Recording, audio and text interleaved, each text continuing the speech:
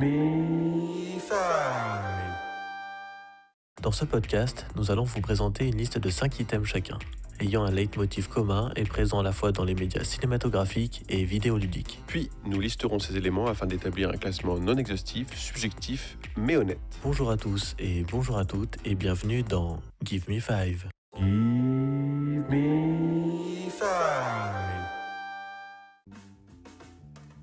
Et bonjour à tous et bonjour à toutes, ici Mathieu Et Franck, et bienvenue pour le 10e épisode déjà, numéro de Zidane et voilà. Et de Ronaldinho. Du coup pour le 10e épisode de Give Me 5, Franck, comment vas-tu ? Eh ben écoute, ça va. Je ne m'attendais pas à ta référence footballistique là, mais Moi non plus. mais écoute, ça va. Je suis plutôt content là qu'on arrive au 10e épisode. Voilà, j'espère qu'on s'est amélioré au fur et à mesure de ces 10 épisodes. En tout cas, on essaye de faire au mieux pour s'améliorer en sur le matériel que sur ce qu'on essaye de vous proposer. Enfin, en même temps, je dis ça, mais j'ai encore moins préparé qu'avant. Mes tableaux de préparation sont de plus en plus petits, quoi. Je mets un mot par colonne, c'est ridicule. Et toi, comment vas-tu ? Ça va. J'ai pas trop galéré au niveau de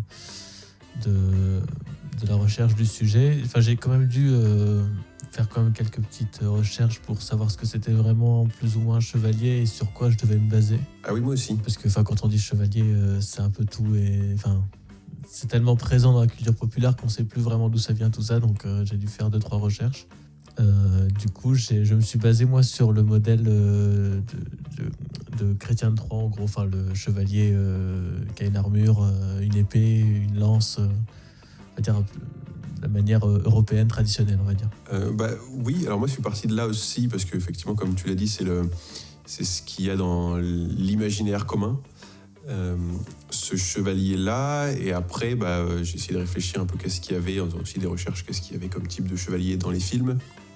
Et il y en a beaucoup qui reprennent le chevalier de Chrétien de Troyes, et notamment avec Arthur et la quête du Graal.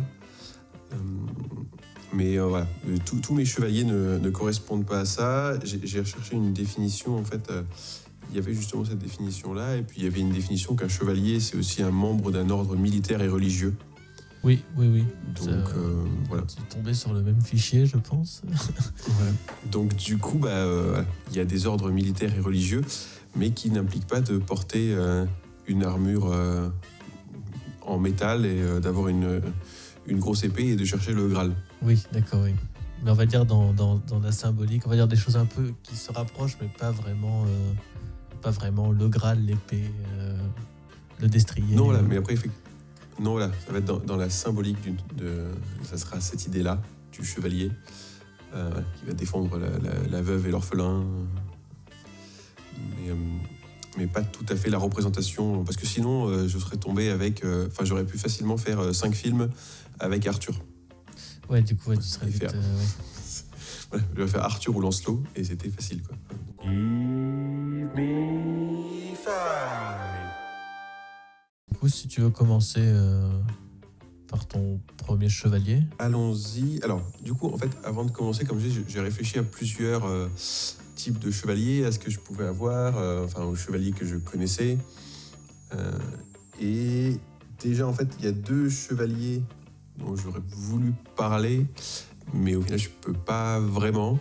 Mais j'ai envie d'en parler, donc je vais faire juste une petite aparté là-dessus. Le premier, alors ça va être Arthur, mais dans Kaamelott. Parce que du coup, c'était une série, et j'avais vraiment beaucoup voulu parler d'Arthur ou de n'importe quel des chevaliers de la table ronde dans Kaamelott. Mais comme le film n'est pas encore sorti, il n'y a que les bandes annonces, du coup, voilà. Après, j'aurais pu dire que finalement, c'était quand même un média audiovisuel et grugé. Si le film était sorti, ça aurait été plus simple. Mais... Donc, du coup, non, je n'ai pas parlé d'Arthur de Kaamelott, de la version de la légende arthurienne de Kaamelott. Et après, je voulais aussi juste faire juste une mention d'un chevalier dans un film, mais je pouvais pas parler plus de 10 secondes, en fait. C'est dans Robin des Bois, Prince des voleurs. Alors, si vous n'avez pas vu, vous pouvez... ça va être un spoiler. Donc, partez pendant 1 minute. À la fin de Robin des Bois, Prince des voleurs, lors du mariage de Robin des Bois et de Marianne. D'accord. Pour célébrer le mariage, il y a le roi qui arrive, et le roi c'est Richard Cœur de Lion, donc, qui revient des croisades, donc en termes de représentation de chevalier, là on est bien, hein. Et il est joué par Sir Sean Connery.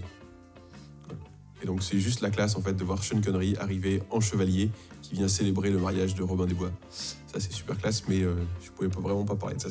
Mais du coup, c'est la version avec. La version avec Kevin Costner. Ouais, voilà. Ok. Voilà. D'accord. Voilà, c'était donc la première aparté d'un truc qui dure déjà beaucoup trop longtemps. Donc sinon, le premier, on va partir déjà sur des choses, comme je l'ai dit, on est dans la symbolique du chevalier appartenant à un ordre militaire et religieux. Et il semblerait que les Jedi soient un ordre militaire et religieux. Oui, il semblerait. Voilà, puisque du coup, ils font la guerre, c'est un ordre religieux puisqu'ils croient en la force. Donc du coup, je vais parler d'un de mes Jedi préférés, et donc du coup d'Obi-Wan Kenobi. D'accord. Voilà.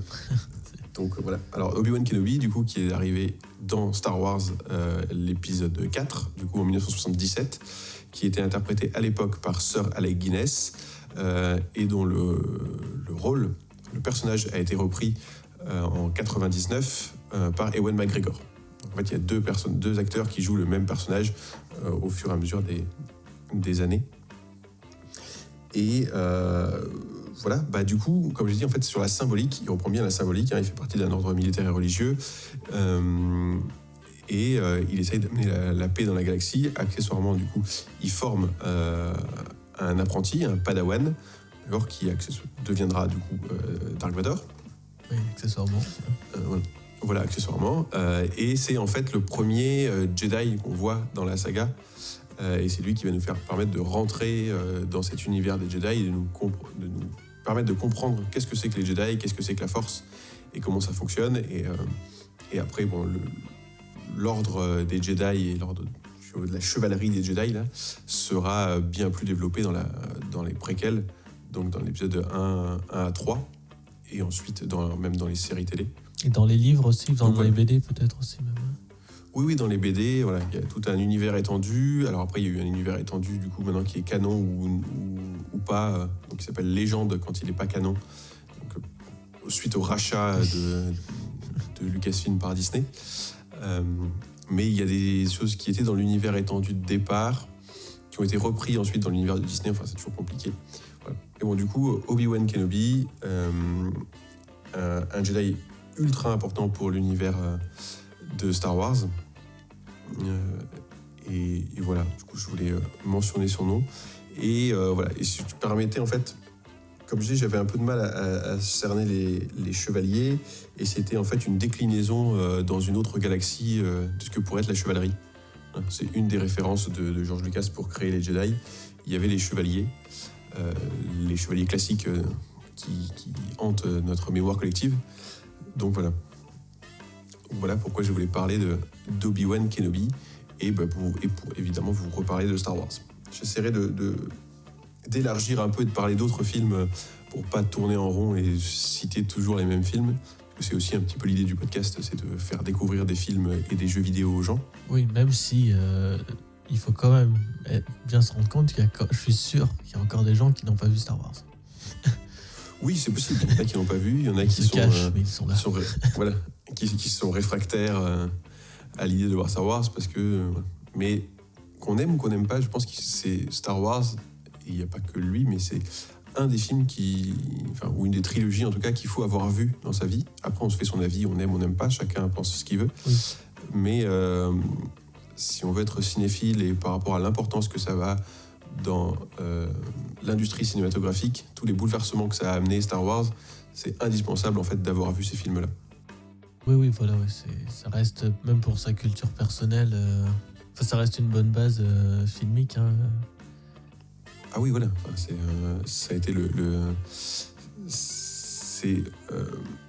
la création de plein en fait d'univers différents, les chevaliers, les samouraïs, le western, etc. Tout ça a été mélangé par George Lucas en appliquant le concept de monomythe de Joseph Campbell, oui, pour créer Star Wars. Et ensuite, ça a permis d'avoir une influence majeure sur toute l'industrie cinématographique jusqu'à encore maintenant. Oui, c'est pas faux. Hein, comme dirait du coup un célèbre chevalier de la table ronde. Voilà.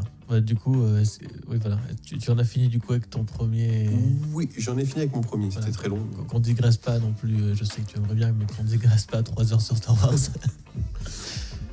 Non, mais maintenant on a si vous n'avez pas encore entendu, on a du coup une nouvelle formule Give Me 5 minutes qui nous permet justement de digresser, alors individuellement, mais qui nous permet de digresser sur un film ou un jeu vidéo sur lequel on a envie de vous parler plus spécifiquement.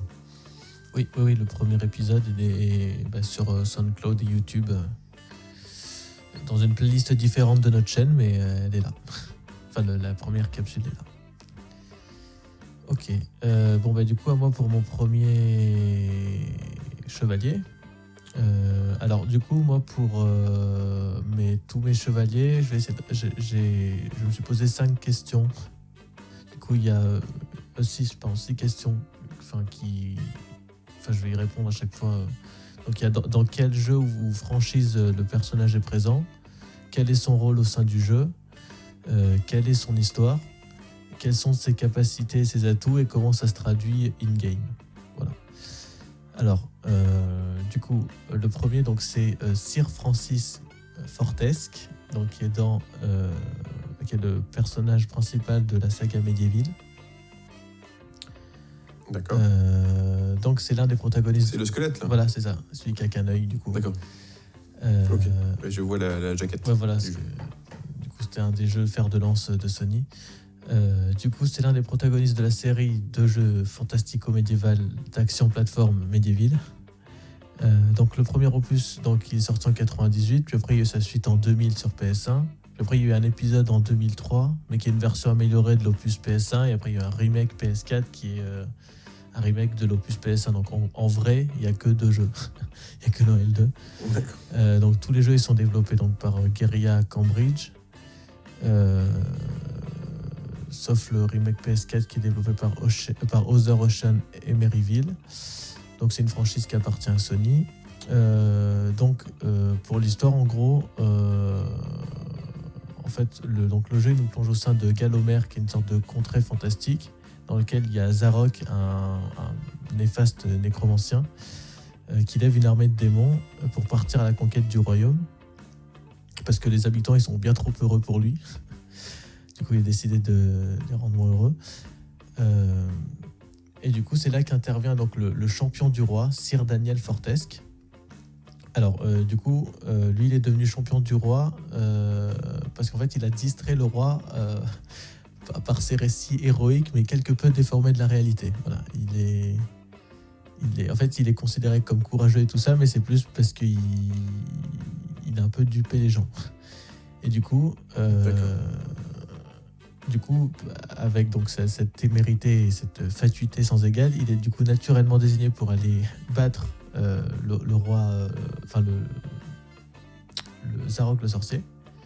Et du coup, en fait, il meurt durant la première salve de flèches tirée par l'ennemi. Pendant la première attaque, il meurt. Mais bizarrement, du coup, l'histoire se souvient de lui comme d'un des héros qui est sans peur et sans reproche. Et du coup, il est enterré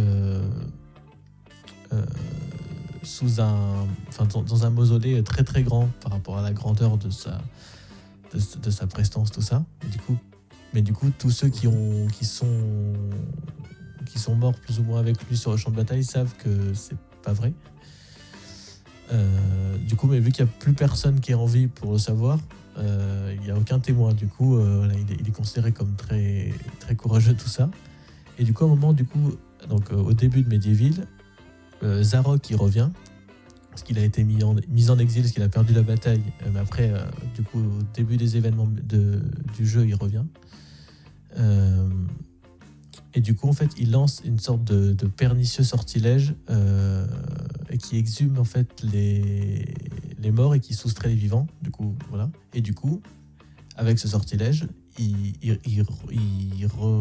fait revenir à la vie Sir Francis Fortesque. Et du coup, Sir Francis Fortesque, pour redorer son blason, Du coup, là, il décide d'aller vraiment battre Zarok. Voilà. Du coup, ça, c'est son histoire. Donc, c'est là où après intervient Enfin, c'est là où commencent les événements du premier Medieval. Donc, en tant que chevalier, il est donc plutôt doué à l'épée. Et il possède une force et une endurance abondante. Parce qu'à un moment, enfin, on peut avoir un marteau, donc il est capable de le soulever. Il a également une lance aussi qu'il obtient du coup dans le Hall des héros. Donc le Hall des héros, en fait, c'est là où il y a tous les vrais héros qui sont morts pendant cette bataille. Et c'est eux qui savent que Sir Francis Fortes, il est pas bon et qu'il va devoir prouver sa valeur. Du coup, comme un vrai chevalier. Et du coup, à un moment, quand on franchit certains niveaux, certaines étapes dans le jeu, on obtient des soutiens, on va dire, des soutiens de ses collègues, de ses autres chevaliers bien plus courageux. Voilà. Après, du coup, concernant son intelligence, elle semble limitée mais prouvée. Comme en témoigne du coup la résolution des énigmes diverses du jeu. Et voilà. Dans l'idée pour Sir Francis Fortes. Je ne sais pas si j'ai été assez clair, parce qu'en fait j'avais préparé tout un texte, mais je l'ai pas du tout lu. Du coup, voilà. Ok, non mais oui, c'était clair sur ce personnage en fait qui est pas du tout à la hauteur de sa réputation. Voilà, c'est ça. Mais du coup, il est très drôle, mais il est pas aussi. C'est assez bizarre de le décrire, c'est qu'il est valeureux, mais il est pas aussi.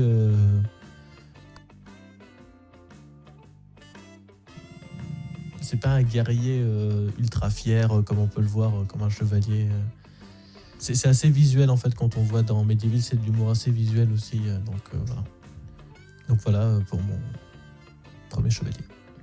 Alors du coup, je vais attaquer moi avec mon deuxième chevalier. Et on va rester plutôt dans la comédie.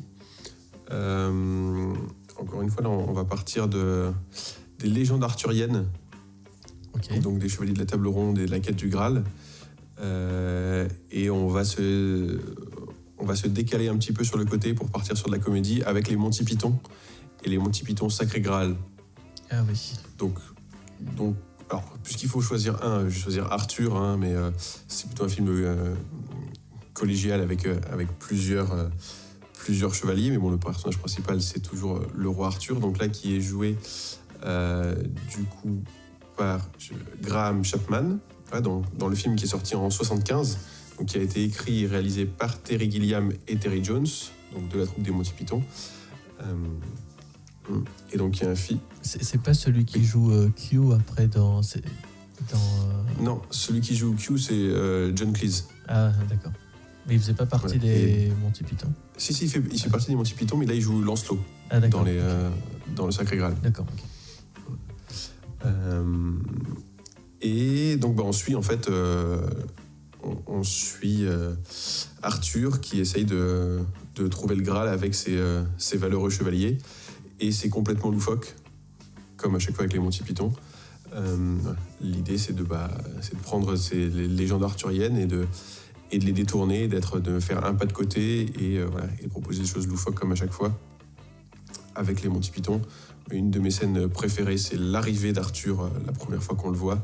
On voit une petite colline, on entend un bruit de chevaux, et puis en fait on voit Arthur et les autres qui arrivent en fait à pied en imitant le fait qu'ils soient sur un cheval. Donc ils sont comme sur un cheval imaginaire et ils imitent, et derrière il y a un mec qui tape avec des noix de coco. Oui. pour imiter le bruit du cheval. Voilà. Et ça va plus loin que ça, c'est-à-dire que déjà ça c'est ridicule. Ils arrivent au pied d'un château et en fait ils prennent en compte le fait qu'il y a un mec qui tape avec des noix de coco.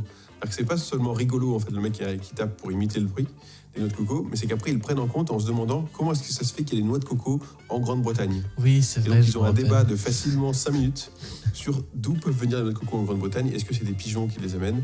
Est-ce que c'est des hirondelles? Enfin, comment est-ce que les noix de coco pourraient être là? Est-ce que les oiseaux auraient fait des lianes pour pouvoir amener des noix de coco ici?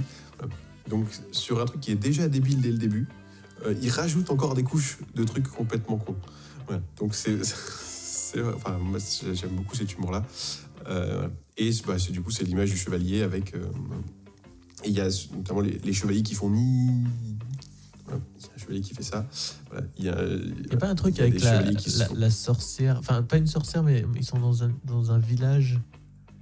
Et je me rappelle plus, il y a un truc, il y a une scène. Si, mais il y a plein de trucs. Enfin, à un moment, ils se battent contre le chevalier noir. Et en fait, il le découpe littéralement en morceaux. C'est-à-dire qu'il découpe les 2 bras et les 2 jambes. Et le chevalier, quand même, a toujours envie de se battre. Alors qu'il a plus... Enfin, c'est juste un tronc par terre, quoi. Et il essaye quand même de se battre. Ouais, ils doivent passer des énigmes sur un pont. Voilà. Ils reprennent vraiment toutes les archétypes de la légende arthurienne et de cette mythologie avec il y a de la magie, il y a des sorcières, il y a et à chaque fois ils en rigolent et ils le détournent. Voilà. Et ça a été clairement, hein, c'est officiellement une des références pour Alexandre Astier pour Kaamelott. Oui, puis ça se voit clairement. Voilà. Et il y a même du coup une référence puisqu'il y a un des méchants, un des protecteurs d'une grotte est gardé par un terrible lapin tueur dans Sacré Graal. Voilà. Et dans Kaamelott, Bohort a peur des lapins. Voilà. Et à un moment, il fait jurer à Arthur qu'il n'y a pas plus grand qu'un lapin adulte dans la forêt où ils sont. Voilà. Il a peur des lapins. Donc voilà, donc ça voilà, c'est un film dont on n'a pas encore parlé, je n'en ai même pas parlé encore, je pense, des Monty Python. Donc c'est de l'humour anglais et donc c'est toujours travailler avec ce décalage, que ce soit sur les textes, sur le visuel, sur le fait que ça soit pince sans rire, c'est-à-dire qu'on rigole d'une situation mais en parlant sérieusement. Et puis ça met, ça parodie vraiment l'inconscient collectif. Voilà, c'est ça. Parce qu'après, il y a La vie de Brian aussi, je crois, c'est voilà, c'est ça. Leur film. Voilà, il y en a plusieurs, voilà, mais là, il y a La vie de Brian aussi, où là, du coup, ça parodie la vie de Jésus. Voilà. Donc encore un peu l'inconscient collectif. C'est ça. Clairement, Brian, en fait, est contemporain de Jésus. Et il lui arrive plein d'histoires ridicules. Voilà. Ok, ouais. Donc voilà, mon deuxième chevalier, du coup, c'est Arthur dans Sacré Graal. Ok. Alors moi, pour mon deuxième chevalier, du coup, je vais vous parler d'un personnage qui s'appelle Arthur aussi, mais qui est présent dans la saga de jeu Ghosts and Goblins. Alors du coup, la saga Ghosts and Goblins, c'est une franchise qui est développée et éditée par Capcom. Elle est sortie entre 85 et 2006. Donc ça prend place dans un univers fantastico-médiéval. Donc il y a eu plusieurs jeux et des spin-offs. Il y a eu les Ghosts and Goblins, après il y a eu les Gargoyles Quest où on joue et Demon's Crest où on joue le boss du. C'est des jeux basés. Le personnage jouable c'est le boss du premier, je crois, il me semble. Et après il y a eu les Maximo où c'est c'est plus ou moins des remakes entre guillemets 3D de Ghosts and Goblins. Arthur, Arthur, c'est quand même un personnage vachement important chez Capcom et dans les jeux vidéo, il apparaît pas mal de fois, qu'il apparaît dans Marvel vs Capcom, les jeux de combat. Dans le premier, il apparaît juste comme assistant, mais après dans le troisième opus et dans le dernier Infinite, il est un personnage jouable. Puis après il apparaît aussi dans divers animes aussi. Après c'est un peu long là, je vais couper court, mais en gros il apparaît dans Isho Technique Kanpekiban, qui est une série d'ouvrages, de manga plutôt, une série d'ouvrages mensuels publiés par Wanpaku Comics, qui en fait ces derniers prennent la forme de manga qui renferment en fait des guides stratégiques pour divers jeux de la NES. En gros, voilà, c'est des guides stratégiques mais sous forme de manga. Donc voilà, et du coup, dedans, par exemple, il y a Arthur. Donc il apparaît dans plein de. Il apparaît aussi dans. Il fait des caméos dans un shonen aussi, Cyberboy. Et du coup, il apparaît aussi dans High Score Girl, qui est comment dire, c'est un manga de Rensuke Hoshikiri, mais c'est aussi après une adaptation qui a eu lieu sur Netflix. Et du coup aussi à un moment il parle au personnage principal, donc voilà, pour dire qu'il est vachement présent, c'est un personnage vachement présent. Donc c'est le seul personnage jouable de la franchise des Ghosts and Goblins. Après, comme je l'ai dit, il y avait après il y a les spin-offs, mais dans la saga, dans la franchise Ghosts and Goblins, je vais y arriver. C'est le seul personnage jouable. Donc son histoire, elle est assez simple. C'est qu'en fait, le dessin d'Arthur, en général, il consiste à aller sauver la princesse Prin Prin d'un démon aux consonances occidentales. Au nom aux consonances occidentales. Dans le premier, c'est Satan. Dans le deuxième, dans un opus sur PSP, c'est Hades. Ou l'opus par exemple sur Wonderswall, c'est Azazel.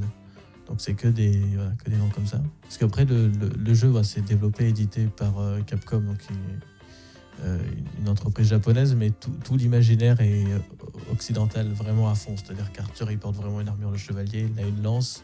La princesse elle ressemble vraiment à une princesse comme on peut l'imaginer dans l'imaginaire européen. Donc c'est un jeu fait par les Japonais, mais en fait c'est comme si c'était l'imaginaire européen et occidental vu par les Japonais. Voilà. D'accord. Mais est-ce que c'est lié au fait que ce soit des chevaliers, quoi? Oui. Parce que il me semble pas que ils sont pas trop chevaliers en fait. Non, pas trop. Au niveau esthétique. Alors du coup, les atouts d'Arthur, donc il maîtrise du coup plusieurs armes de lancer. Et il est agile et endurant parce que dans Ghosts and Goblins, on fait que lancer les trucs. C'est-à-dire, on peut lancer des lances, des haches, des torches, des dagues ou des arbalètes. Des sortes de grappins plutôt. Mais il n'y a pas de combat au corps à corps véritable. Du coup, voilà, et son agilité après, elle se traduit par des séquences de plateforme qui sont nécessaires pour franchir les différents niveaux du jeu. Et après, il porte aussi une armure en fer qui lui permet d'encaisser un coup supplémentaire avant de passer l'arme à gauche. Plutôt même, il a une armure et dès qu'on se fait toucher, en fait, c'est un truc assez connu. C'est connu dans les jeux vidéo. Après, je sais pas si, peut-être même dans la culture populaire, mais en fait, on le voit en caleçon. Et en fait, après, dès qu'on est en caleçon, après, on meurt. Mais c'était un truc assez représentatif de Ghosts and Goblins. Ouais, je vois du coup. Voilà, et après il peut avoir aussi une armure en bronze, qui améliore ses pouvoirs. Et aussi les pouvoirs de l'arme qu'il porte. Et qui peut aussi changer l'apparence de ses armes, faire changer l'apparence de ses armes. Et après, dans certains opus, il peut avoir une armure en or qui permet vraiment d'upgrader la puissance de l'arme portée, mais d'encaisser aussi 2 coups supplémentaires avant le game over. Voilà. Dans l'idée, Arthur, qui est... c'est une franchise vachement connue et un personnage qui m'a semblé vraiment approprié pour ce podcast. Oui. Alors, pour mon 3e chevalier, pour une fois, on va venir en France, pas souvent, pour un film français avec des chevaliers, avec un chevalier notamment. Un film de 1993 où le chevalier est joué par Jean Reno et il s'appelle Godefroy de Montmirail dans le film Les Visiteurs et dans sa suite du coup Les Visiteurs 2, Les Couloirs du Temps.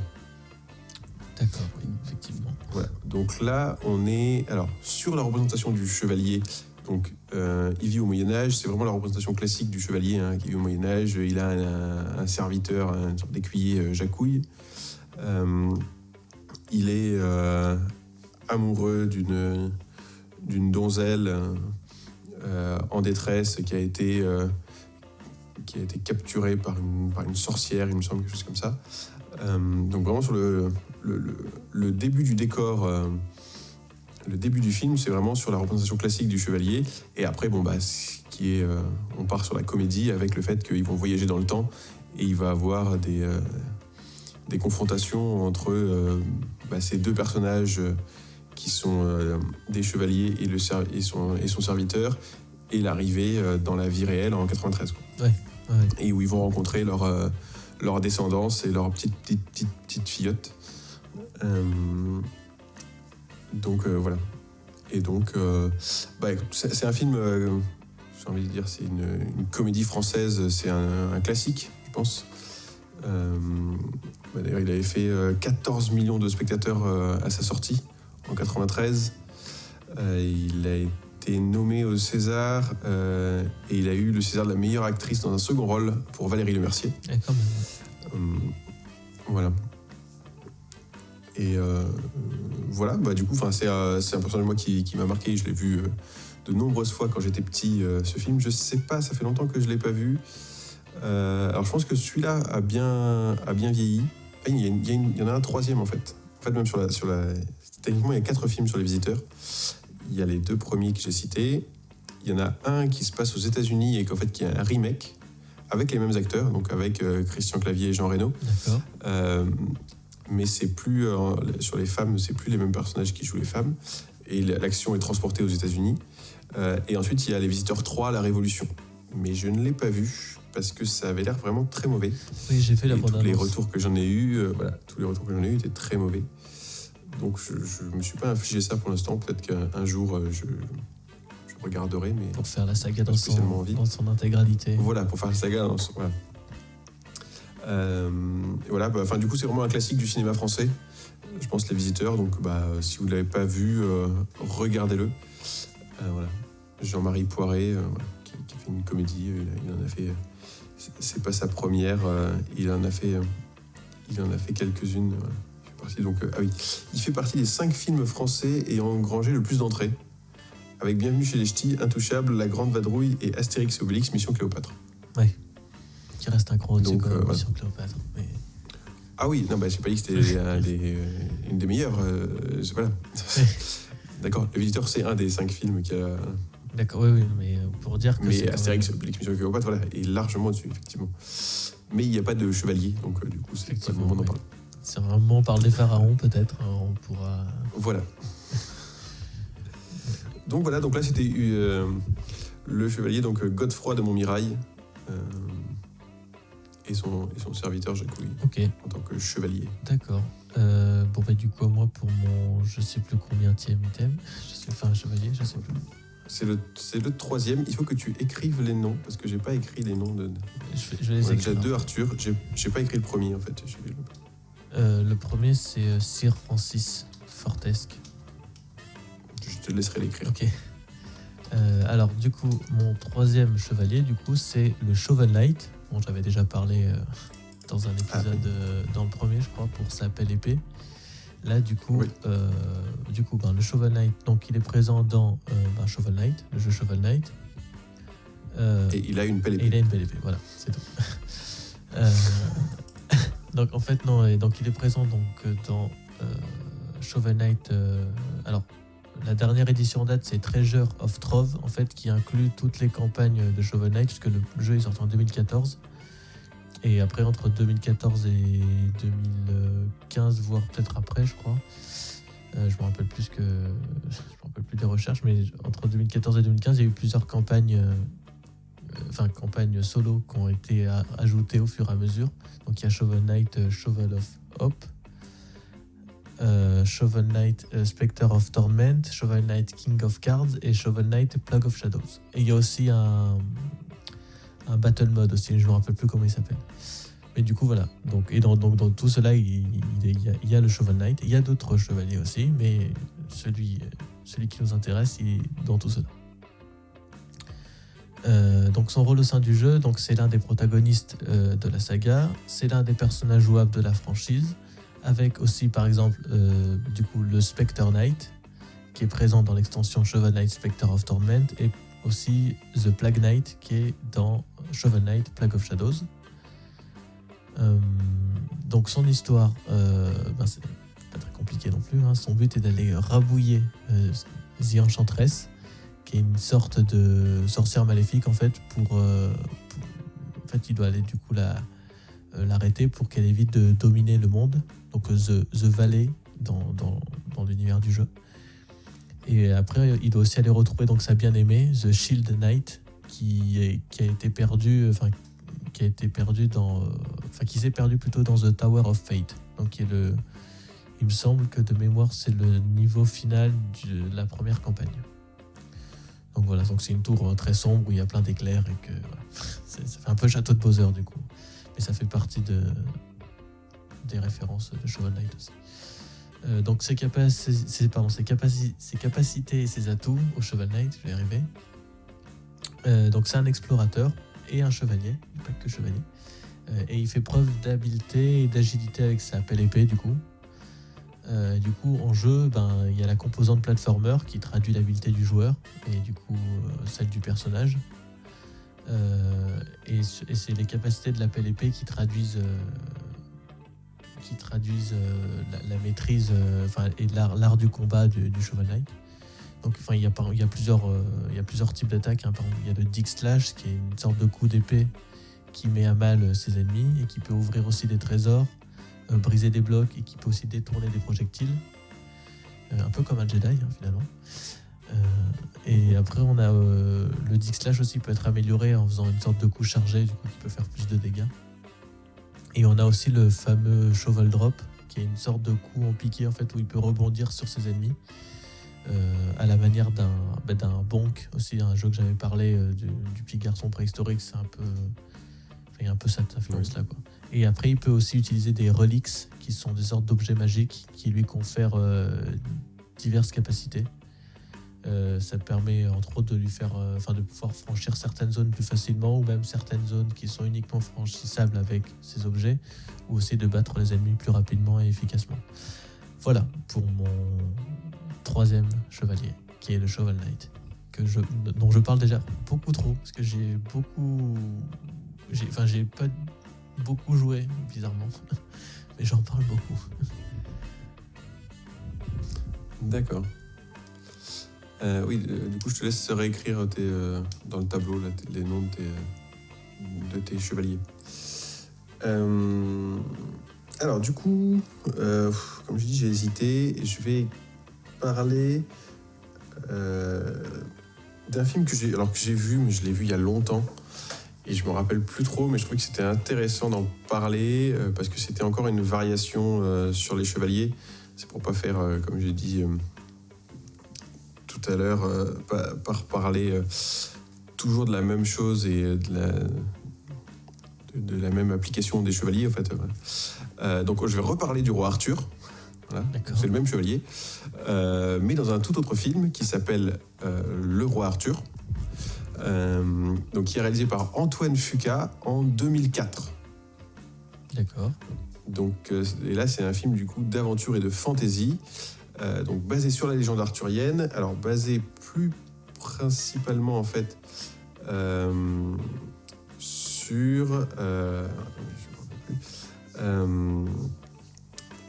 ne me rappelle plus du nom, sur le livre en fait qui s'appelle je ne sais pas comment on prononce ça, de City à Camelot. En fait. Et l'idée, c'est en fait d'habitude, quand on parle des chevaliers, on a l'idée des chevaliers du Moyen-Âge avec des armures. Parce qu'on l'a dit tout à l'heure, sur Chrétien de Troyes, chevalier en armure, il y avait une grosse épée. Oui. Là, en fait, cette aventure d'Arthur, c'est pas une bonne idée de dire ça, aventure d'Arthur. Ce qui change, en fait, c'est le positionnement chronologique de l'histoire. D'accord.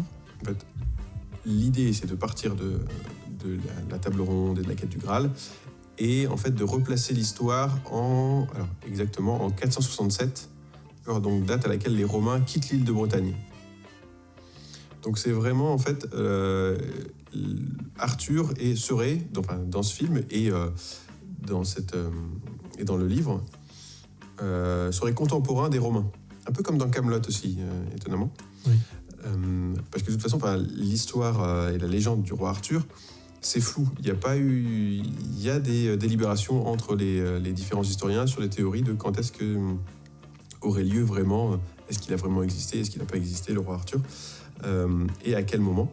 Donc là, l'idée, c'est de dire, on va vous parler encore une fois de la quête du Graal et du roi Arthur et de Lancelot et de toute cette mythologie-là, qui est ancrée dans l'imaginaire collectif, mais on va la placer dans une autre chronologie et qui serait potentiellement réelle. Donc c'est pas juste pour dire on s'amuse et on fout le roi Arthur N'importe où. dans l'espace, ou on fout le roi Arthur à la préhistoire. Enfin, on reprend les mêmes, Mais c'est pas Martine, quoi. la même C'est trame pas- des personnages. Voilà. C'est ça. C'est pas Arthur à la plage. Et, voilà. Donc c'est quelque chose qui pourrait être réel. Donc on n'a pas vraiment de preuves. Et du coup de faire un film là-dessus, et ce qui change en fait aussi nous sur les films qu'on a, où d'habitude on a Arthur qui est en armure et qui se fait voler sa femme par Lancelot. Voilà. Ok. Donc voilà, et donc du coup c'est ça qui était intéressant en fait sur ce film-là. Donc Arthur du coup est joué par Clive Owen, un acteur que je j'aime vois le bien et film, qu'on du voit, coup, oui. voilà, qu'on voit pas assez, qu'on voit plus assez, que j'aimais bien. Et voilà, du coup c'était vraiment l'idée de pouvoir vous parler de ce film parce que je l'ai trouvé vraiment sympa. Alors même si ça fait longtemps que je l'ai pas vu, mais en fait je trouvais cette approche de dire, pour une fois, on va décaler dans le temps avec quelque chose qui serait réel, et pour parler encore de la quête. Ouais, ils ont adapté. du Graal. Ils ont adapté coup, l'histoire, elle est vraiment- mais dans une temporalité un peu C'est- différente, mais qui reste quand même crédible. Voilà, c'est quelque chose qui pourrait arriver, c'est-à-dire qu'on n'est pas sûr, les historiens sont pas sûrs de quand est-ce qu'aurait lieu le mythe du roi Arthur. Quand est-ce que ça aurait vraiment lieu, on n'est même pas sûr que ça existait en fait. Donc voilà. Donc ça aurait pu arriver là, en même temps que faire exister ça avec les Romains. Encore une fois, un parallèle rigolo avec Camelot, du coup, qui pareil, puisque du coup dans Camelot, Arthur a fait son éducation à Rome. Oui. Même si je peux pas parler de Camelot parce que le film n'est pas sorti, je vais citer Camelot dès que je peux. Oui, j'avais bien compris l'idée. Je crois que la frustration de ne pas parler de Camelot se fait ressentir. Voilà. Et voilà, donc du coup pour Arthur encore, mais Arthur dans le roi Arthur. D'accord, C'est de pour 2004. mon quatrième personnage. Il est de qui 2004, le... voilà. T'as dit D'Antoine Fuqua. Du coup, il a réalisé Training Day. Oui. Notamment, ce film le plus connu, je pense qu'il a réalisé, c'est Training Day. Il a réalisé, qu'est-ce qu'il a réalisé d'autre là, comme ça, de tête. Il a réalisé Equalizer aussi. Voilà. quelque chose à dire. Non, c'est pas. Ah, non, c'est Equalizer, c'est celui- Eraser. Non, c'est avec Denzel Washington. C'est encore, Eraser. du coup. C'est avec Denzel Washington, voilà. Training Day de Denzel Washington. Il a eu un Oscar pour ça. Et Equalizer avec Denzel Il y Washington. en a deux, non Il n'a pas eu d'Oscar, mais Il n'y en a pas un deuxième. il y a un Equalizer 2, voilà. Oui, Oui, j'ai confondu. Oui. Ok, d'accord. Ok. Voilà. À toi, pour ton quatrième Ok, chevalier. bah alors moi, je vais partir sur Sparkster, donc, qui est présent donc, dans la saga de jeux Rocket Knight. Donc il y a eu, Rocket Knight Adventures, qui est sorti sur Mega Drive en 93, Rocket Knight Adventures 2, qui est sorti aussi sur Mega Drive en 93, qui est une séquelle. Et ensuite on a eu un spin-off qui s'appelle Sparkster, qui est sorti sur Super NES en 94. Et ensuite, on a Rocket Knight, qui est sorti en 2010, qui est une sorte de reboot séquelle du deuxième épisode, qui est sorti uniquement sur le PlayStation Store et sur le Xbox Live Arcade, donc que en dématérialisé. Sparkster, c'est du coup le Rocket Knight, qui est un personnage, du coup, qui est le personnage éponyme, le jouable de la franchise. Donc son histoire, quelle est-elle On se le demande. Nous sommes suspendus à tes lèvres. Ce podcast existe. Sparkster, il a donc perdu ses parents durant une guerre au nom inconnu. Il est recueilli par Mifune Sanjulo, qui est l'un des descendants de la lignée des Rocket Knight. Du coup, c'est l'un des apprentis Rocket Knight. Non, c'est ça. Oui, et du coup, voilà, il apprend. Entre temps, en fait, il y a l'un, des apprentis Rocket Knight qui s'appelle Axel Gear, qui vole le livre secret des Rocket Knight et qui tue durant le brigandage de l'objet Mifune Sanjulo, du coup le maître de Sparkster. Et depuis, Sparkster cherche un moyen de venger la mort de son père d'adoption. Voilà, c'est plus ou moins l'histoire parce que, en fait, l'intrigue globale, en gros, il y a des petites choses qui changent à chaque fois, mais globalement, dans les Rocket Knight, en fait, c'est Sparkster qui devra aller sauver une princesse ou un membre de sa famille, enlevé par Axel Gear, qui lui s'est fait en fait bras droit d'un empereur, un roi ou un général qui s'est mis en tête d'envahir le royaume, soit de Zephyrus, ou dans le spin-off, il en nommé Ejinazem. Voilà, dans l'idée, en gros, ça tourne toujours autour de la même chose. Donc, je pense qu'il en nommait en fait Ejinazem et pas juste Zephyrus comme dans tous les autres, parce que c'était un opus Super NES, du coup, vu que c'était une exclusivité sur Mega Drive, donc c'est déjà un trou de mémoire. Mega Drive, Sega, oui, pardon. Et du coup, la Super NES était sur Super Nintendo, donc je pense pour des questions, d'adaptabilité ou de droit, je pense qu'ils ont juste changé le nom du royaume, quoi. Donc voilà. Et donc pour ses capacités et ses atouts, donc il possède une épée qui lance des projectiles et il a un jetpack et une armure. Donc on est sur un chevalier. En fait, il a une armure de chevalier, il a une épée qui fait chevalier, mais il y a quand même ce petit côté moderne avec un jetpack. Oui, c'est assez rare chez les chevaliers généralement. Donc l'épée, elle lance donc des projectiles. Donc dans le jeu, l'épée elle lance des projectiles et ça sert à du coup neutraliser les ennemis pour progresser dans les niveaux. On peut charger l'épée pour faire une sorte de dash en fait via le jetpack du coup. Et du coup le jetpack aussi nous sert à atteindre des endroits plus élevés, des plateformes qu'on peut pas atteindre sans. Ou aussi, dans certains niveaux, on va devoir rebondir contre les murs aussi. Voilà. C'est un élément de gameplay à part entière, le jetpack. Donc voilà, pour Sparkster de Rocket Knight. Et du coup, alors, pour mon dernier... j'hésite toujours. Mais non, du coup, je vais vous parler d'un film auquel j'ai pas encore parlé. C'est ça qui m'a fait choisir. Et du coup, on parle des films de chevaliers et je vous ai parler d'un film qui s'appelle Chevalier. Du coup, on est plutôt dans le thème. Un film sorti en 2001. Et donc, c'est une comédie médiévale américaine avec le regretté Heath Ledger, avant qu'il joue le Joker dans Dark Knight. Du coup, je viens de penser que Dark Knight, en fait, j'aurais carrément pu parler de Batman. C'est... Le Chevalier Noir. Oui, effectivement, c'est... Ah, zut. Bon, je vais vous parler de Chevalier quand même. Alors, je l'ai vu qu'une fois aussi, mais c'était plutôt sympa, en fait. Et là, pourquoi je vous en parle ? Parce que donc, du coup, c'était sympa. Et parce que c'était encore une fois une variation sur le thème du chevalier. Pour moi, pour deux raisons. Parce que déjà, il y a un style plutôt anachronique. D'accord ? Il y a des musiques plutôt actuelles qui vont accompagner. Et il y a des références modernes. Oui. L'idée, c'est qu'on parle des chevaliers, mais on va les remettre au goût du jour, même si ça se passe dans l'époque médiévale. Il n'y a pas de jetpack, là. Ça se passe vraiment dans l'époque médiévale. Mais l'idée, c'est que le traitement de l'histoire soit fait de manière moderne. Et pour une fois, en fait, on suit pas un chevalier, en fait, au départ. On suit juste un écuyer qui se fait passer pour un chevalier. Et qu'est-ce qu'il va devoir faire pour essayer de devenir chevalier ou de mériter, en fait, le fait d'accéder au titre de chevalier. D'accord. Donc on réfléchit, en fait, avec ce film aussi, qu'est-ce qui mérite, enfin, quels sont les attraits qui font qu'un chevalier est un chevalier, quoi. Pourquoi est-ce que, normalement, au Moyen-Âge, on peut accéder au rang de chevalier que si on est de noble extraction?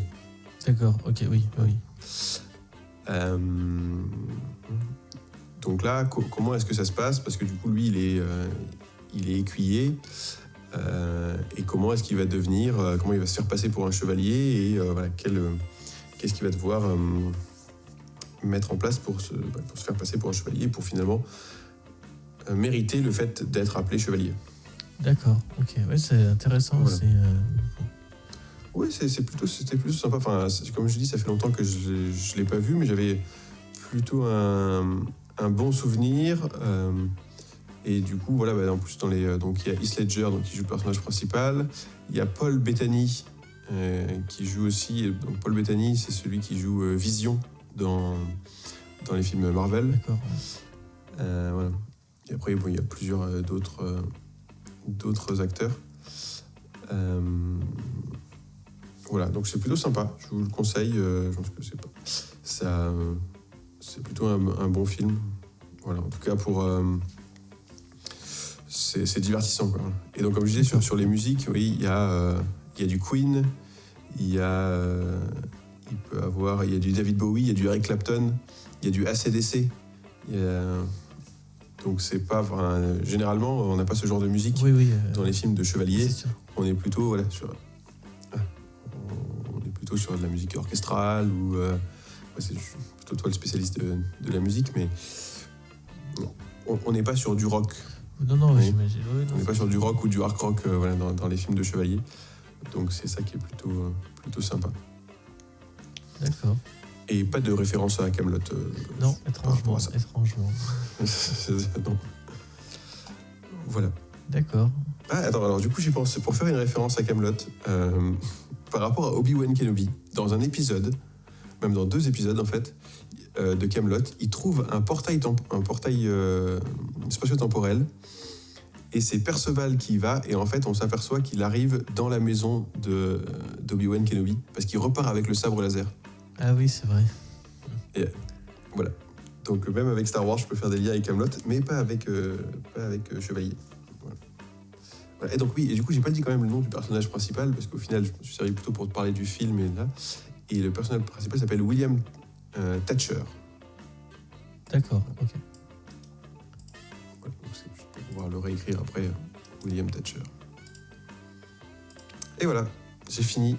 À toi pour ton dernier chevalier. Et je viens de me rendre compte que j'en ai écrit que 4.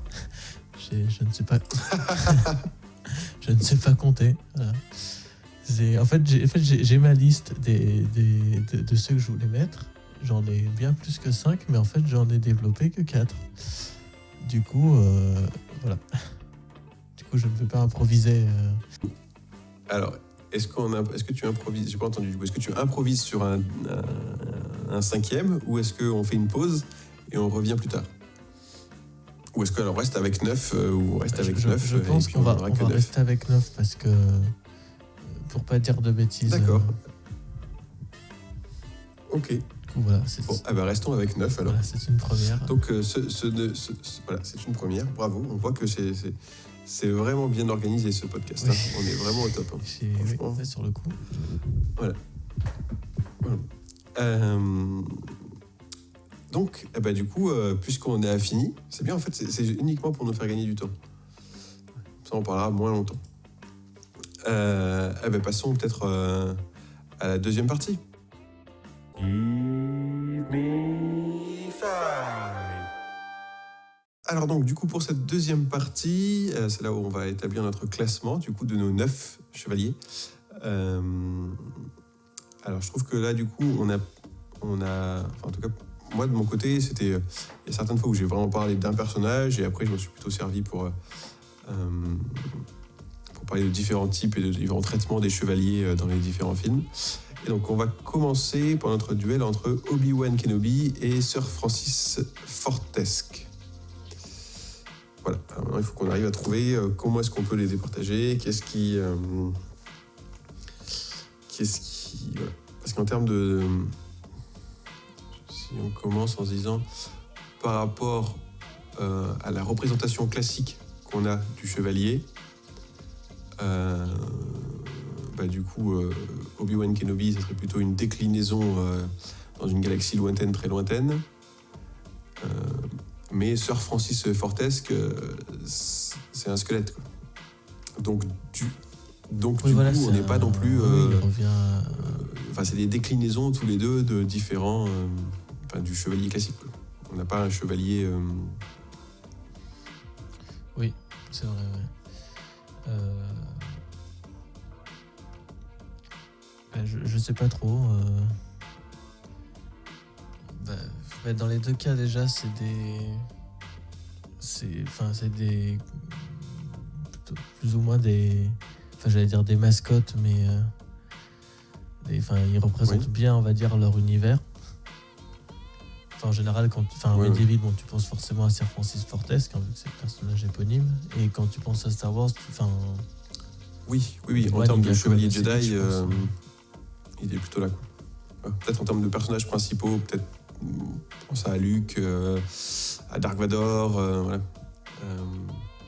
etc. Mais en termes de Jedi, Obi-Wan, forcément, on va dire il est au moins dans le top 3, quoi. Des Jedi connus, il va être au moins dans le top 3, quoi. Même pour ceux qui ne s'intéressent pas spécialement à Star Wars, quoi. Du coup, je sais pas, en fait, j'ai aucune idée.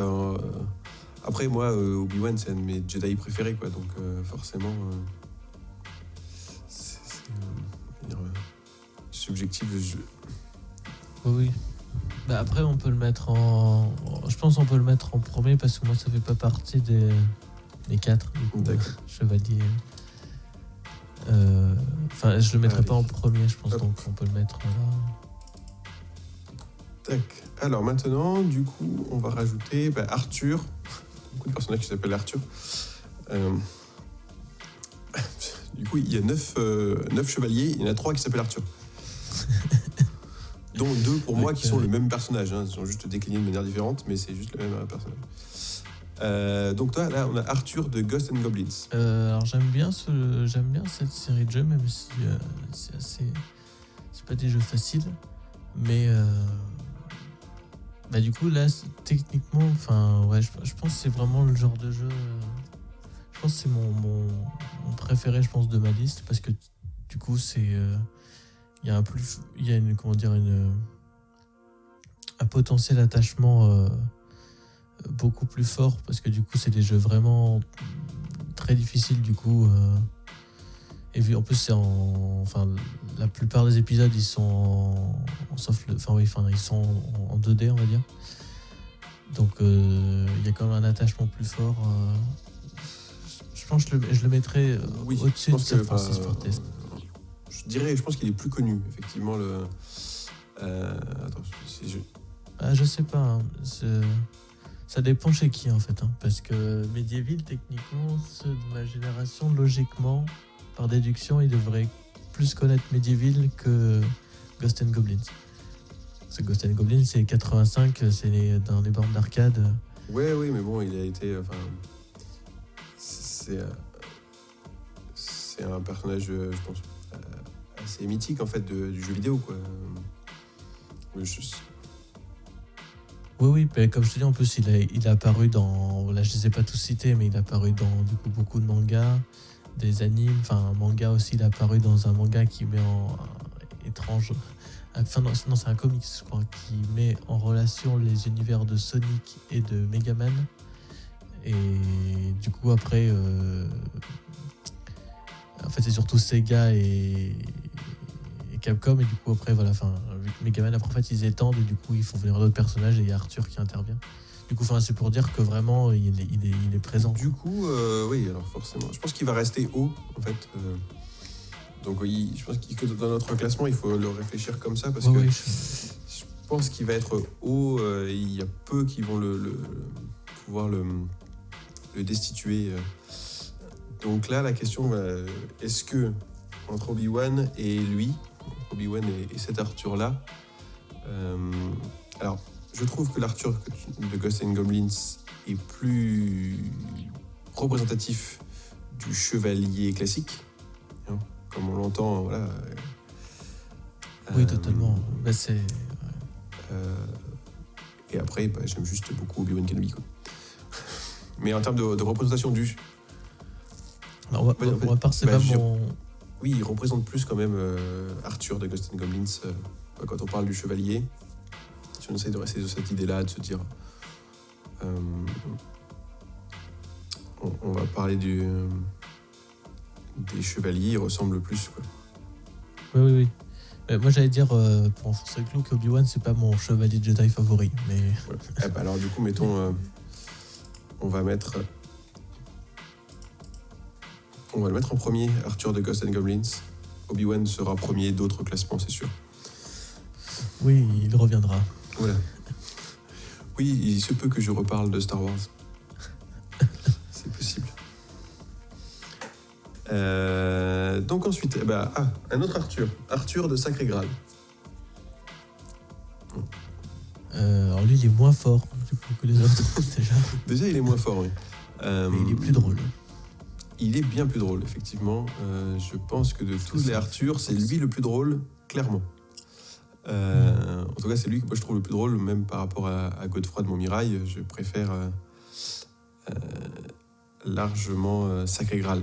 Après, en tant que personnage, dans Sacré Graal, le truc c'est que c'est plutôt collectif.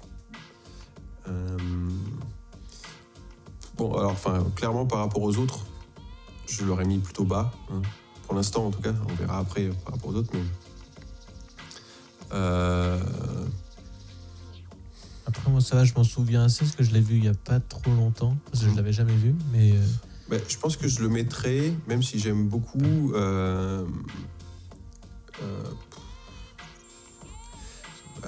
j'hésite en fait à le mettre...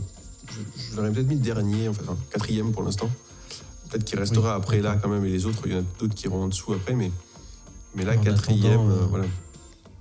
Après, j'aime bien cette déclinaison des chevaliers par les Monty Python, hein, c'est rigolo. Mais le personnage en tant que tel, si on doit prendre en fait le film Sacré Graal, ou si on doit prendre un personnage, donc là si on prend vraiment qu'un personnage, le personnage du roi Arthur, je ne l'ai même pas spécialement développé, j'ai plus parlé du coup de Sacré Graal et du fait de développer la chevalerie de manière rigolote. C'est pour ça que du coup je trouvais que le personnage n'est pas... en tout cas j'en ai pas parlé de manière spécialement forte, quoi. Ouais, non, là j'ai compris. Ok, ouais. d'accord. Donc je le mets en quatrième. Hop. Okay. Alors le Shovel Knight. Alors, en dessous de Arthur de Ghosts and Goblins, ça c'est sûr.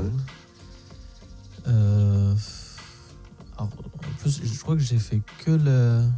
Parce que moi, j'avais joué en 2014, du coup, quand il était vraiment, ou en 2015, donc vraiment quand il est sorti. Donc, j'ai pas fait les extensions. Mais c'est un jeu... C'est très bien. C'est très... Les niveaux sont ultra bien pensés et tout, donc... Mais il a pas trop de charisme, en fait, vraiment. Parce qu'en fait, c'est plus un... Comment dire, c'est un action platformer, mais qui reprend vraiment pas mal de mécaniques des jeux des années 90, 80-90. Du coup, il y a ce côté-là, mais ça a une identité et tout, mais il y a... Je sais pas, pour ça, je le mettrais pas... Du coup, d'après je le mettrais Oui, vas-y. J'allais dire en dessous d'Obi-Wan, au moins, ça c'est sûr. Oui, et d'après ce que t'en dis, moi je l'aurais même mis en dessous de Sir Francis Fortesque, parce que il me semblait moins emblématique d'un jeu ou d'un... Après c'est différent, même si c'est le personnage principal, parce que c'est lui le Shovel Knight du jeu Shovel Knight, mais je pense qu'il est... déjà il est moins connu. Tu vois, Sir Francis Fortesque de Medieval, moi je vois bien qui c'est.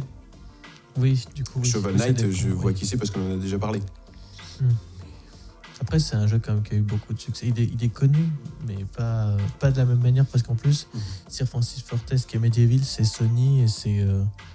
il y a ce côté influence à fond du cinéma. On crée une mascotte pour la PlayStation. C'était Oui. dans l'élan de Crash Bandicoot et de Lara Croft. Donc il y a ce côté vraiment, on fait des personnages un peu plus adultes et qui ont une image vraiment plus que... Enfin, il y a une sorte d'attachement qui se crée vraiment par l'image que vraiment que par le gameplay. Comment dire, il y a vraiment... Ouais, je sais pas comment vraiment expliquer, mais il y a vraiment ce côté influence de Sony Pictures, quoi. Ce côté, comment on dit... même de l'étrange Noël de Monsieur Jack, enfin l'univers... l'univers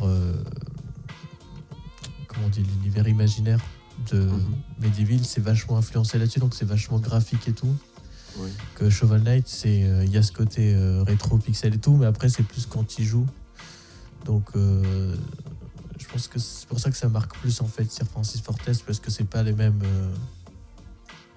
c'est pas le même poids aussi de l'industrie, quoi. Enfin, Sir Francis Fortes, c'était pas au même moment. Voilà, en plus. Forcément, Donc, donc forcément, l'industrie n'a pas le même poids.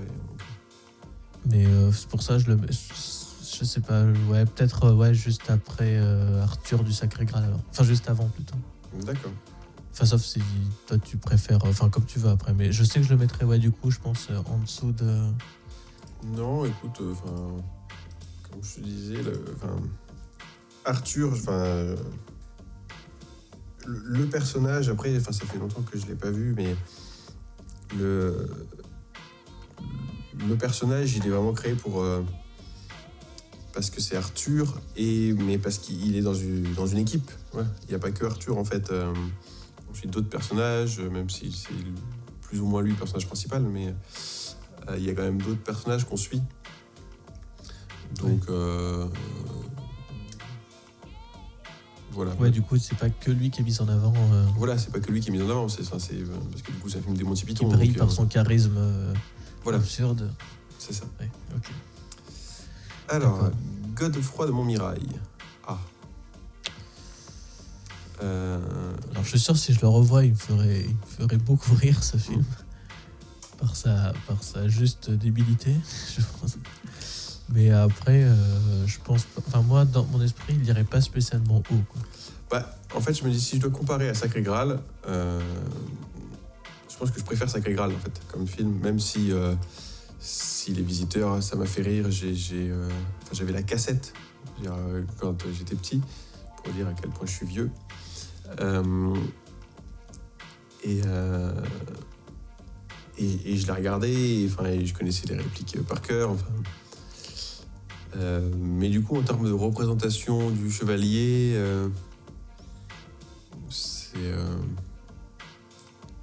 si, je te dis, au début, c'est vraiment très représentatif. Puis après, le but, c'est justement de faire des parallèles rigolos en disant, si le chevalier était là...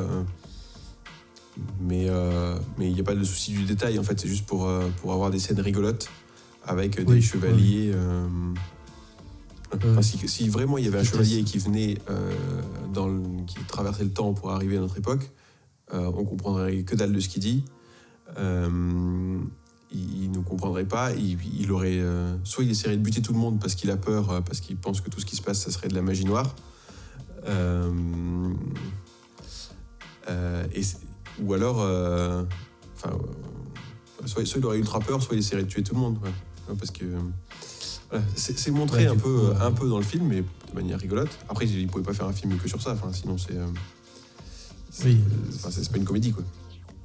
C'est montré, du coup, quand et plutôt par le personnage en fait de Jacouille, qui du coup lui quand il voit la voiture de la poste, c'est une scène ultra connue, quand il voit la voiture de la poste, il pense que c'est une chariote du diable et dedans il y a un sarrasin et il commence à attaquer la voiture.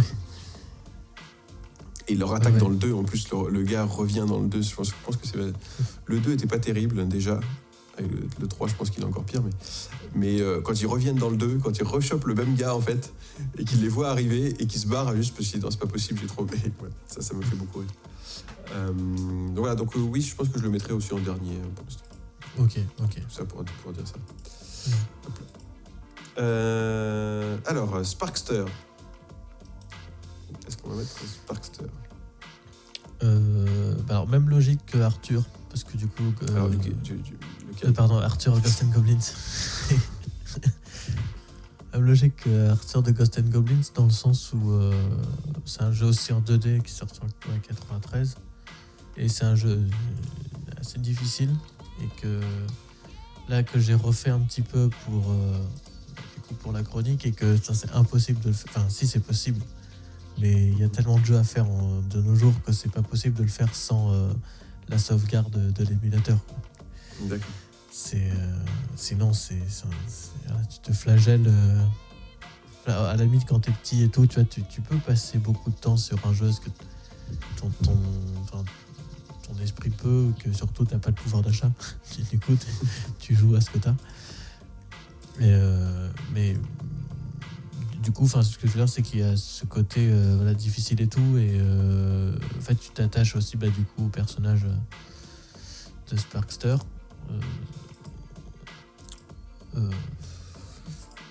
Je sais pas trop où le mettre, honnêtement. Je pense que je le mettrais assez,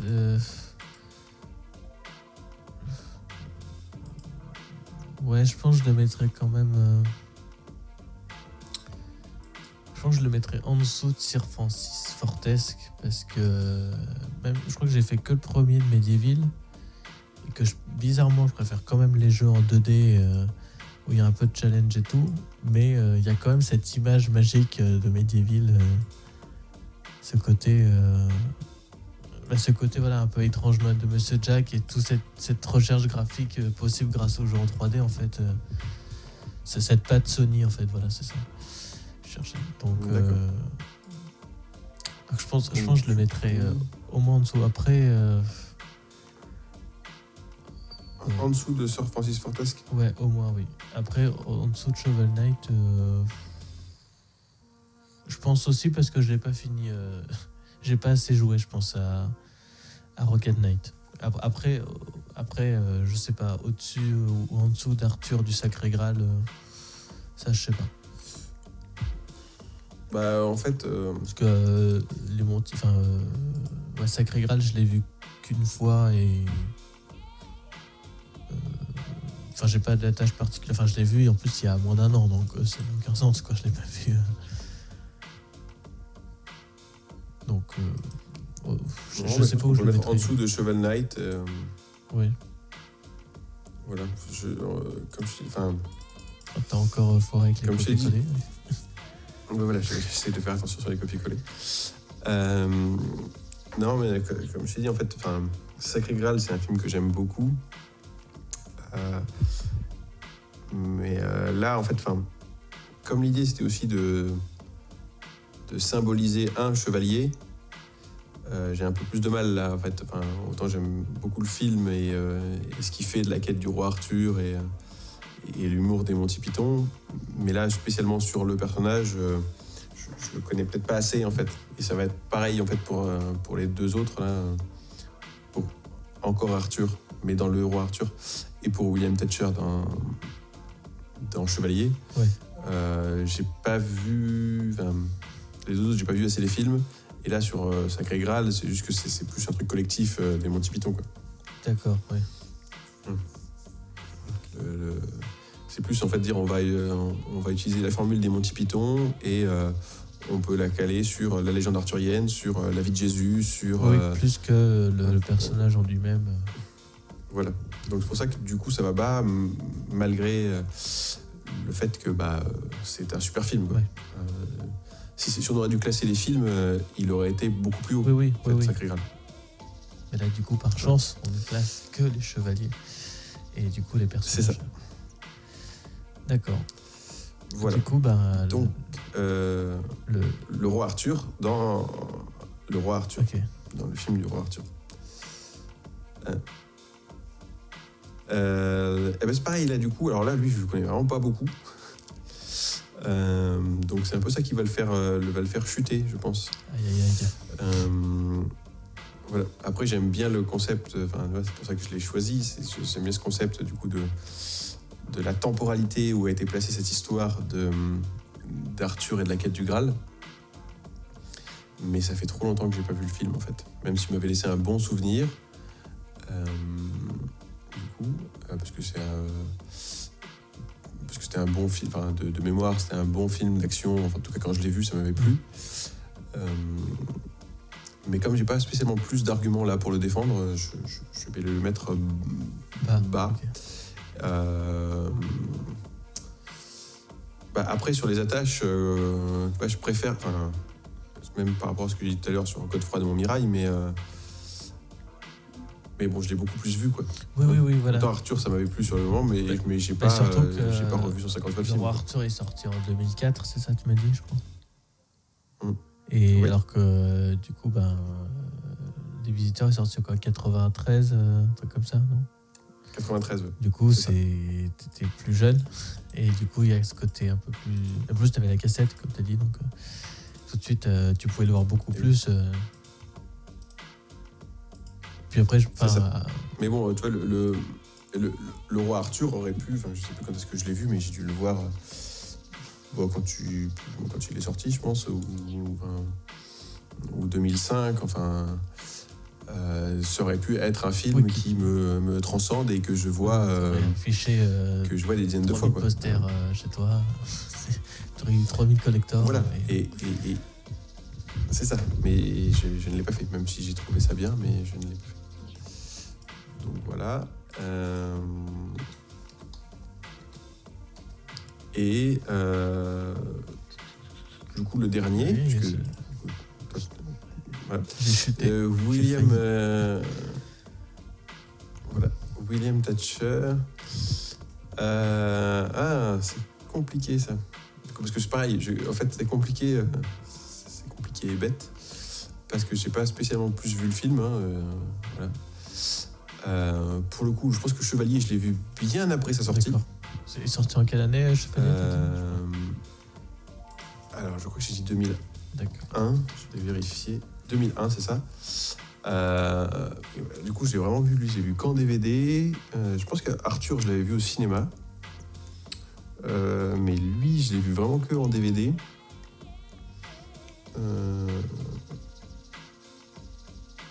Je ne l'ai pas vu. Je ne sais même pas. Je n'ai aucun visuel. Je n'ai aucune image de ce film. Donc Ouais, généralement, il y a juste la tête de Heath Ledger en gros plan, mais ça peut pas forcément t'aider, parce que si Heath Ledger, le personnage le plus connu qu'il ait joué, c'est le Joker, et du coup, il a pas du tout la même gueule. Non, je l'ai vu dans comment s'appelle la Forcément. comédie romantique avec celui qui joue aussi après dans Dark Knight Rises, je crois. Je crois qu'il joue lui. Romantique, Non, c'est pas Crazy Stupid Love. Non. non. Non, mais ils c'est sont un pas truc, dans- c'est genre des ados ou alors ils sont à la fac. Je sais plus. Oui, c'est un truc avec 10 Voilà, c'est ça. bonnes raisons de te ouais, larguer, ou un truc comme ça, non? Ce film-là. Un truc comme ça. C'est les deux seuls que j'ai vus. Ouais, c'était rigolo ça. C'était très rigolo ce film. J'aimais bien plus ce film-là. Mais il a les cheveux noirs dans ce film, non? Il est pas du tout blond dans ce film. Alors que là, il est blond. Ouais, non, il a pas du tout. Non, à mon avis, il doit pas ressembler au. Et Non, alors, ouais, il a les cheveux noirs. du coup, il joue dans Les Seigneurs de Dogtown. Et j'avais complètement oublié. Ah ben voilà, mais je l'ai vu dans lui aussi, oui. Voilà. Effectivement. Et oui, j'avais complètement oublié qu'il jouait dans Les Seigneurs de Dogtown. Très bon film, Les Seigneurs de Dogtown. On l'a vu ensemble au cinéma, Ouais. il me semble. On l'a vu ensemble au cinéma, Je il me crois, semble. ouais. Il y a longtemps, puisque c'était en 2005. Donc bon, sinon, pour revenir sur ça, je pense que je vais mettre William Thatcher donc au-dessus de Arthur.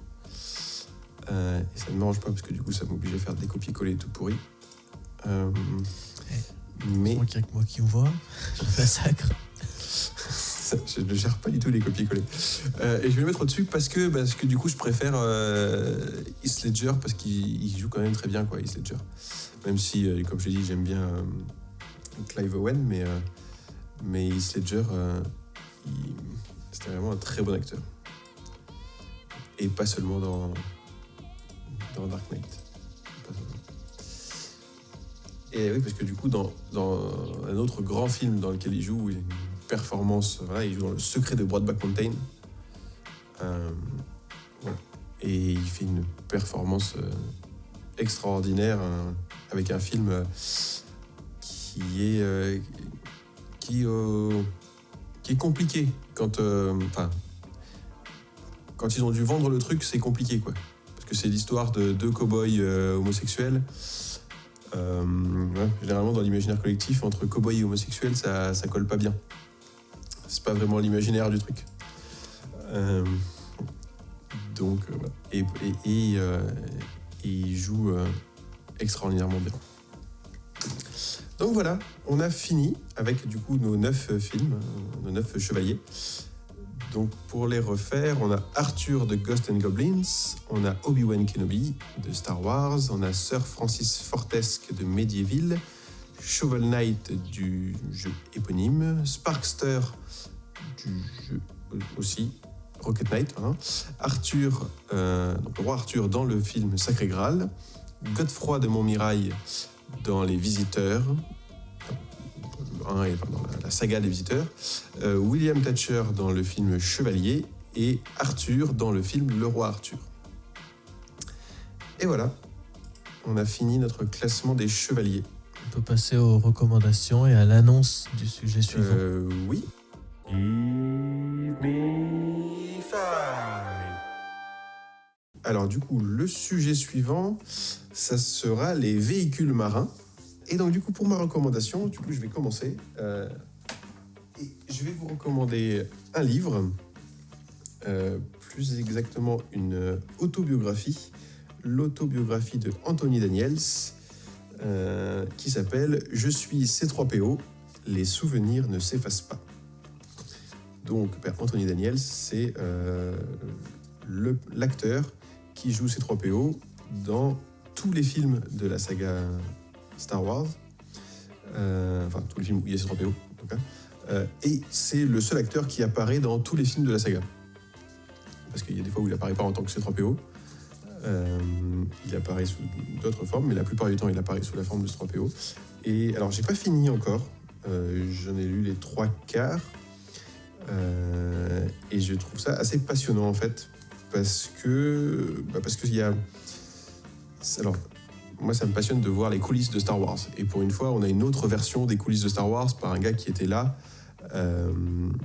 et qui raconte, lui, sa version, d'accord, avec son prisme à lui de ce qu'il a vu de Star Wars avant que ça n'existe, quand il a été embauché, ses conditions de tournage à lui, qui étaient des conditions difficiles, parce qu'il est enfermé dans le personnage, enfin dans le robot, hein. Avec comment aussi on le perçoit, et pendant longtemps, en fait, même pour... quand il était présenté en tant que C3PO. Grosso modo, personne n'avait rien à faire de l'acteur qu'il y a derrière, quoi. Voilà, Anthony Daniels, il n'existait pas, c'était juste C3PO. Quand il y a des cérémonies, on fait venir C3PO. On ne fait pas venir Anthony Daniels. Donc voilà, donc après il fait ça, et puis avec, j'aime bien sa manière d'écrire, et le point de vue qu'il a sur toute la saga, et sur lui, ce qui s'est passé, et voilà, d'avoir un point de vue différent. Et j'avais lu peu d'articles de lui, ou voilà. Donc bon, après, effectivement, clairement, j'ai acheté le livre pour 2 raisons, hein. C'est parce que déjà je suis fan de Star Wars, et parce que normalement il doit venir en France. Alors ça a été repoussé, j'aurais déjà dû le voir, mais avec la crise sanitaire, ça a été repoussé plusieurs fois. Mais normalement, il devrait venir en France à la fin de l'année. Et je me suis dit, du coup, je vais acheter ça parce que je suis censé le voir et pouvoir lui faire signer son autobiographie. Mais tant qu'à faire signer, je me dis, je vais peut-être la lire d'abord, c'est quand même mieux. C'est mieux, oui. Pas pour le plaisir de faire signer quelque chose, c'est juste pour avoir une trace, de dire j'ai lu ça et j'ai vu cette personne en vrai. Voilà, donc je suis C3PO, les souvenirs ne s'effacent pas. À toi. Du coup, moi, je vais vous recommander High Score Girl, qui est alors la série animée qui est sur Netflix. Parce qu'à la base, c'est un manga de Rensuke Oshikiri. Donc Rensuke Oshikiri, il a fait aussi BB Boy. Il y a eu 3 volumes. J'aurais pu aussi recommander ça d'ailleurs, quand j'y pense. Mais en gros, donc Ice Core Girl, c'est l'histoire d'un garçon qui s'appelle Yoguo. Donc on le suit de la primaire jusqu'au au moins. Enfin, j'ai pas encore fini la série, mais là où je me suis arrêté, c'est on est au lycée. Donc on suit l'école élémentaire, enfin la fin de l'école élémentaire, le collège et là le lycée. Et en fait, je crois que à l'école élémentaire, je crois, ça doit être dans le début des années fin 80, début 90. Donc en fait, c'est une des époques assez dorées des bornes d'arcade et des bornes d'arcade sur les jeux de combat ou les shoot'em up, tout ça, au Japon. Et du coup, en fait, lui, il est nul dans dans tout. C'est-à-dire, à l'école, en japonais, en maths, en tout ce que tu veux, il est vraiment nul. Mais en jeu vidéo, genre, c'est quand tu vas dans les salles d'arcade et tout, c'est vraiment son monde. Il est ultra balèze, tout ça. Et du coup, ça tombe même à l'époque du coup, est sorti Street Fighter 2, donc qui était vraiment une révolution dans le jeu de combat. Et du coup, il est vachement fort. Et du coup, après. Et du coup, en fait, le truc, c'est que du coup, il rencontre on peut dire l'Ice Core Girl. En fait, elle s'appelle Ono et en fait, elle le bat à Street Fighter. Du coup, elle le bat avec Zangief et lui, il a Guile. Et en fait, après, il y a une relation qui se crée entre eux, tout ça, parce qu'elle est super forte et lui, après, il va devenir aussi fort, tout ça. Et après, il y a des relations qui se créent qui est assez étrange, la relation qu'il y a entre eux. Et après, il y a d'autres personnages aussi qui viennent se greffer. Les camarades de classe de Yoguo qui sont très drôles. Et après, il y a une autre Ice Core Girl aussi, entre guillemets. Il y a plein de trucs. Et du coup, c'est une super série pour ceux qui aiment l'univers des jeux vidéo et des bornes d'arcade. Et des animes et des mangas, en fait, aussi. Du coup, c'est aussi un manga. À la base, c'est un manga, Ice Core Girl. Donc donc c'est vachement bien. Si on aime ce genre de trucs, c'est vachement bien. Ok.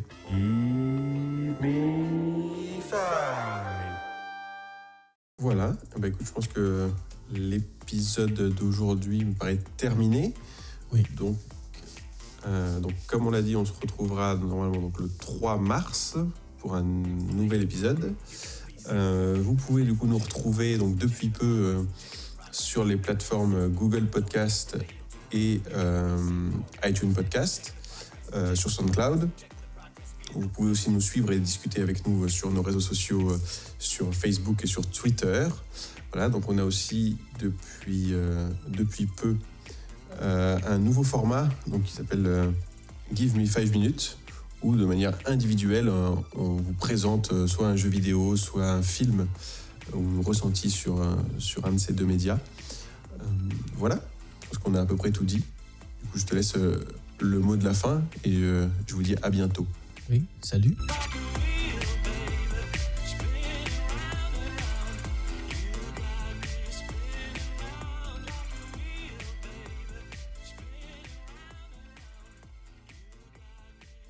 Normalement, quand on nous écoute, on doit être le 17. Donc il ne peut pas sortir le 17. Les véhicules marins, il sortira le 3 mars. Voilà. C'est moi qui ai mis la date et j'ai... Voilà, parce que là, normalement, quand vous nous écoutez, on doit être le 17 février. Encore une preuve qu'on est très bien organisé.